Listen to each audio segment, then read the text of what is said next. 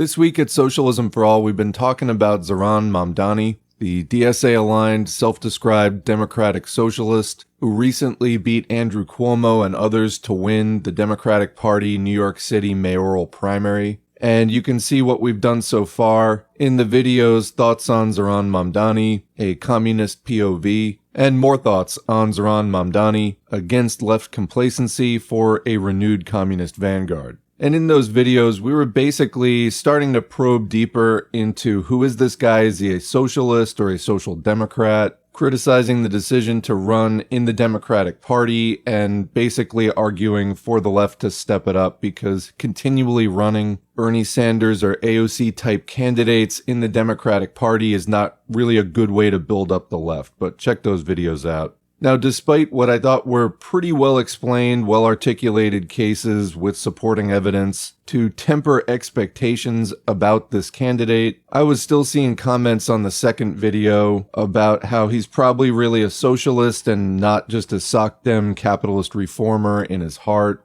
which literally the point of the video was to try to rein that in, and that he's good for the communist movement, even though he's definitely not a communist. Which to me, as I was explaining, I think just represents a really defeated, deflated, tailless type attitude on the part of US communists towards social democracy. And I was arguing that communists need to get more assertive, bold, and just generally take more of the initiative as far as messaging and outreach. Otherwise, these kind of right-wing of DSA people are going to keep running. I mean, they're going to do it anyway, but they're going to keep running their let's rehabilitate the Democratic Party and make it a Democratic Party you can believe in kind of campaigns. Again, they're going to do that, but we don't want that being the leading tip of US leftism. We really need to get out in front of that and have them tailing us rather than the other way around. Anyway, I don't hate the guy. I don't think his campaign is the worst thing in the world. And I can see reasons why even a communist might want to support him for reasons that have nothing to do with communism, but just because he spoke out about the Gaza genocide, which is extremely rare right now in US politics, especially for somebody running for a more prominent office like New York City mayor.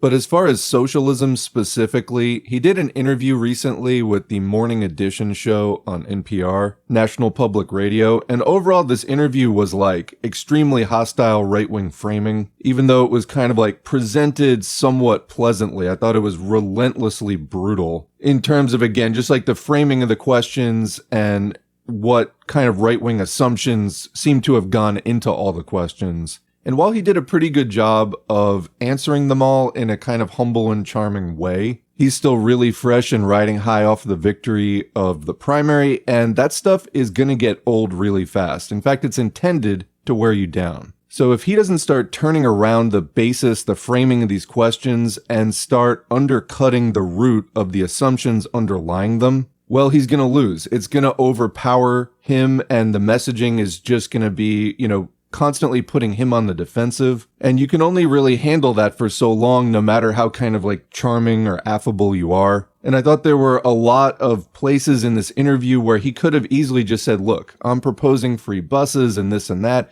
some expanded public programs to give basic protections to people. A couple of decades ago, this would have been recognized as basic mainstream liberalism. The fact that now it's being presented to the public as extremism just goes to show how far to the right our politics have been dragged by operatives in both major capitalist parties representing the wealthy. And this limits what people imagine as possible. But everybody knows that these programs, we had them a few decades ago. They're fine. They work. It's not crazy. A lot of people living remember this kind of stuff within our lifetimes. It works perfectly fine, and we should not accept that framing. Or they asked him about the death threats he's been getting. Real easy to turn that around like, look, I'm proposing basic public programs of the kind we used to have and are now suffering for not having so that people don't starve and die. Do you think it's appropriate for people to send death threats to people proposing these kinds of really modest public protections? What kind of person would be against that to the point where they would be willing to threaten to murder somebody over it? Think about that, because those are the kinds of people we are up against in this struggle.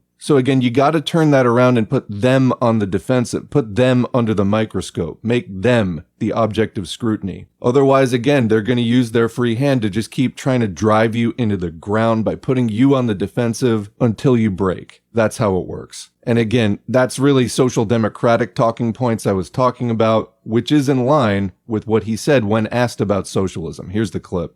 You describe yourself as a democratic socialist. You embrace that label wholeheartedly, and I think that scares some of the people within your own party. And I think it scares some American voters. How would you explain democratic socialism to American voters? As a Muslim democratic socialist, I am no stranger to bad PR and having to explain these labels and terms, which many have been taught to fear for many years.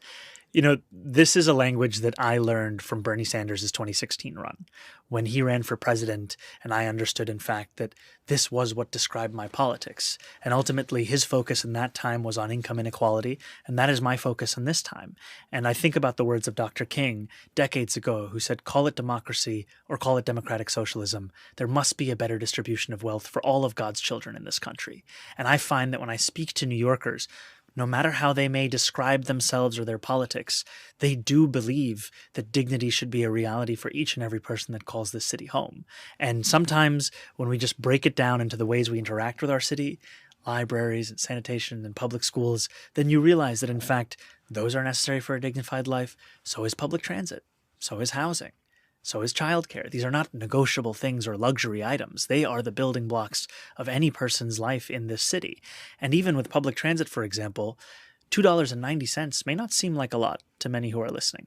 It's out of reach for 1 in 5 New Yorkers. And if it's out of reach for the very New Yorkers for whom we are intending to lift up with so much of our social programs, then we have to interrogate whether this current model is serving that intent. All right, so there you go. It's based on Bernie Sanders. Essentially, it is the Richard Wolff meme. Socialism is when the government does stuff.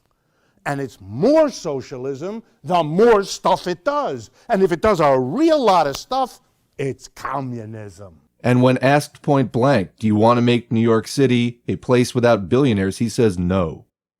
And the vision that I'm speaking about, it's a vision that I want everyone to enjoy and benefit from, including billionaires. And I say this often both in meetings and also in conversations, that though my taxes that I'm proposing are ones that would be on the top 1% of New Yorkers, on the most profitable corporations, it's not taxes that will detract from their life. It's in fact taxes that will benefit everyone across the city, including those who are being taxed.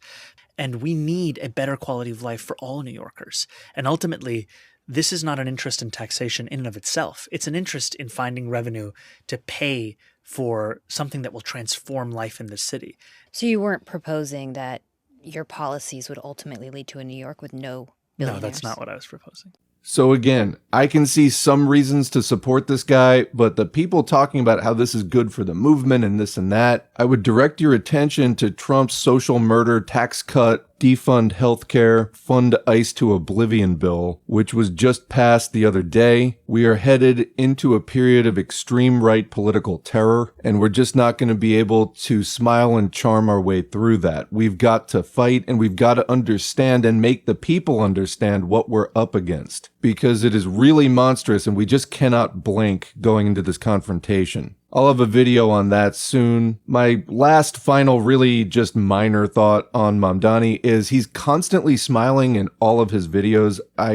He actually mentions it in the interview where the interviewer asks him about the impact of his religion, Islam, on his life. And he said his grandmother taught him different things about it. And one of the things was like smiling is a reflection for him or a representation of that in his life. However, you're trying to get people's credibility. This sounds like a weird criticism, I realize, but I feel like there's this sort of excessive smiling that comes off as insincere at times, even inappropriate given the kinds of topics that he's discussing. My concern, if I was managing that campaign, is that it's going to come off as kind of insincere and like car salesmanish, like you're trying to just overpower people by just smiling at them constantly. Again, smiling is positive, but if it's done inappropriately, it can actually turn people off if they think that you're not coming from a genuine place and using it as a weapon. Just a thought, as that was an impression that he had made on me, which is like,